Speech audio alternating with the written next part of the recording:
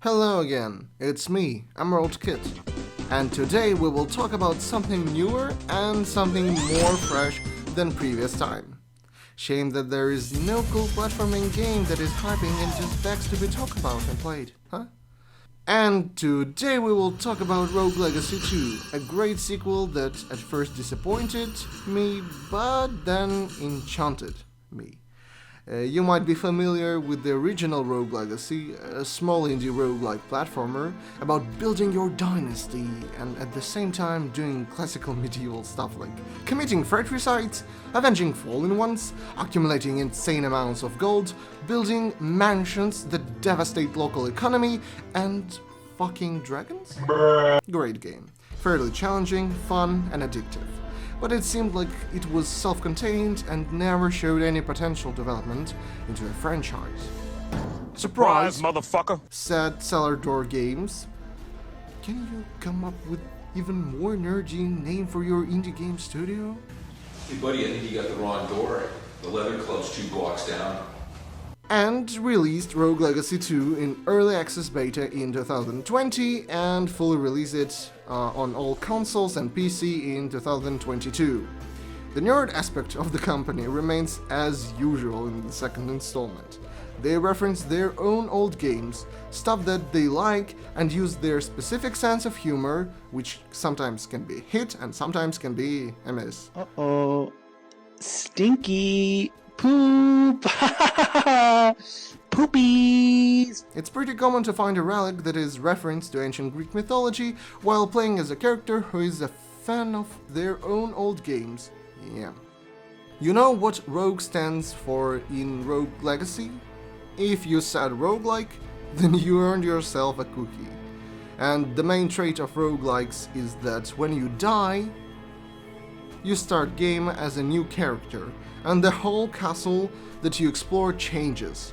All enemies respawn, new loot, etc. So I hope you understand what legacy means here as well. To add more weight to your new characters, they have different traits Gay! that change gameplay with cool, adaptable, or beneficial traits, or with stuff that will make your playthrough physically painful. Life is a bitch, so very realistic. I was born with glass bones and paper skin. Every morning I break my legs, and every afternoon I break my arms. At night, I lie awake in agony until my heart attacks put me to sleep. Let's address an elephant in the room. The change of graphics. Yes, Rogue Legacy, the first, was in this 16-bit pixel art style, which was cool and suited game well, and saved penny for indie developers too, I bet. But Rogue Legacy 2, as you can see, used this Rayman approach, what I would like to call. That is, they used this cool drawn art style. Bonus points for implementing stylistically pleasing 3D into this concoction, something that can be rarely seen in stuff like anime. I'm sorry. Fuck you. Second installment also provides changes from the first part, and does so well. It enhances the game. For example, in the first Rogue Legacy, there was system of classes.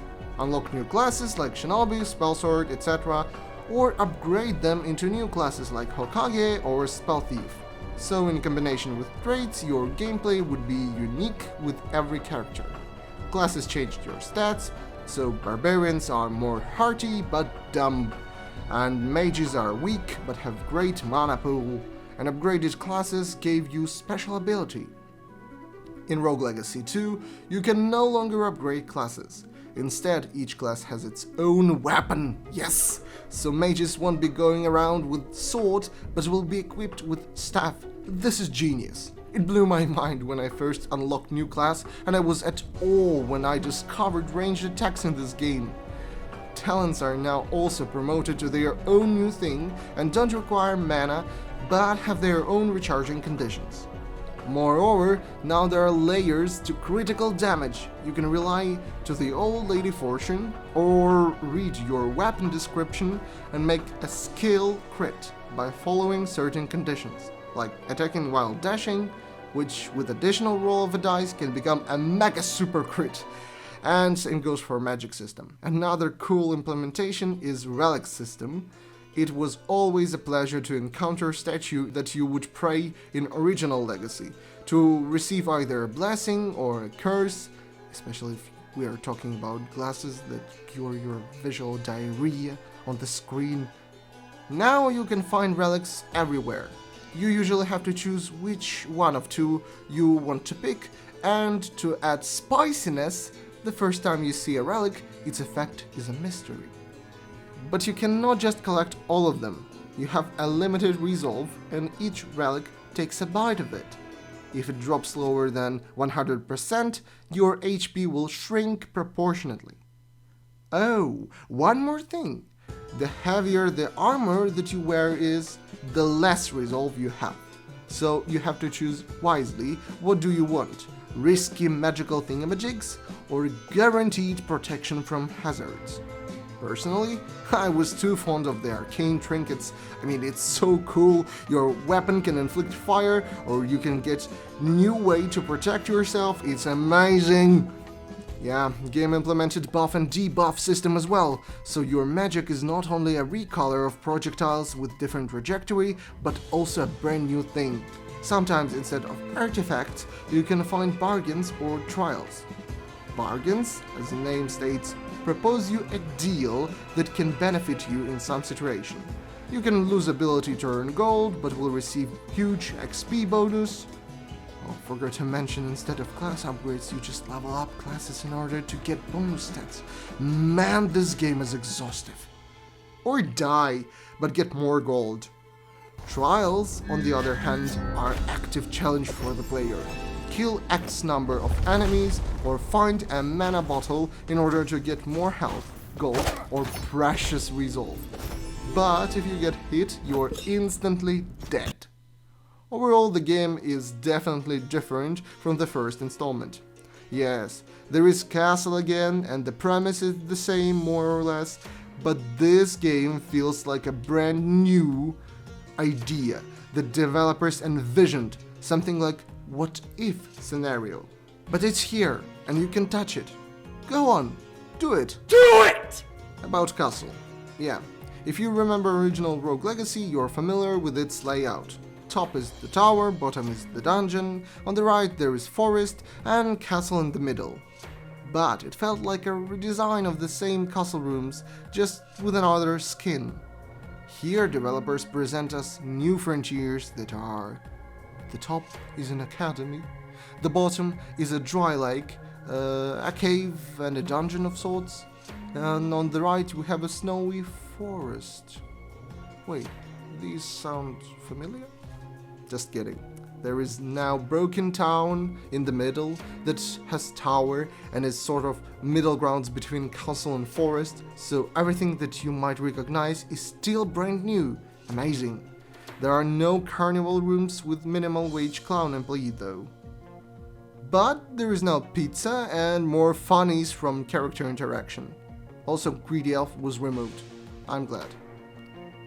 Bruh. The gameplay process is now more dynamic, perhaps even easier, but requires you to adapt to new gaming situations and learn new mechanics. It's still very fun, you can get sucked into this game for a while.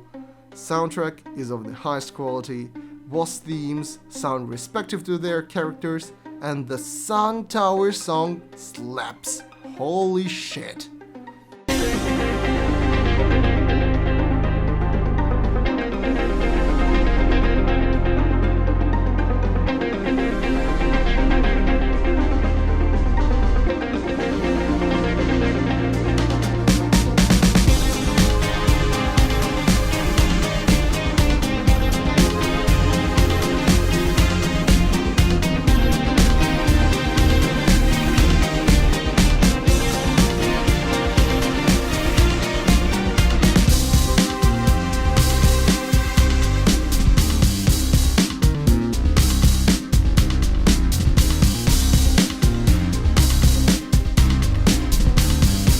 Kinda gives me Ponce de Leon fight theme vibes from the first game. You can literally use this music in gym while powerlifting, man. I think it's time now to talk about plot. I will be kinda spoiling it, and I want you to enjoy it. So please skip the video to timecode that appears on the screen, or simply click on it in description.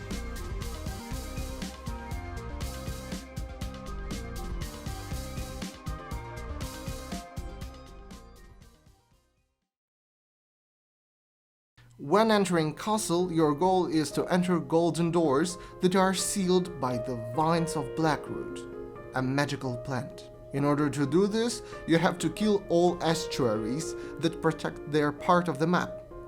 On your journey, you will find a mysterious knight that will sort of help you and give you some info on how to progress in game at all. He will also remark on estuaries and their background. And spoiler, after entering golden doors, the Eden Garden appears, where the fruit of life lies. Something special, very special, that our brother wants us to bring. We fight the Jonah, the familiar knight, as he wants to see what you are made of, and you are onto your final challenge, which is your brother. The fruit of life is corrupted by a small little dot of poison.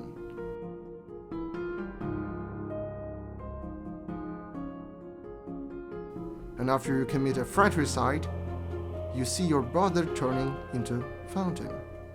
So I don't want to spoil it all completely, so all the lore that you can find in this game and cool niche details are yours to uncover. I just want to say that Rogue Legacy 2 is worth your time, or at least is worth a shot. Hope you liked this video.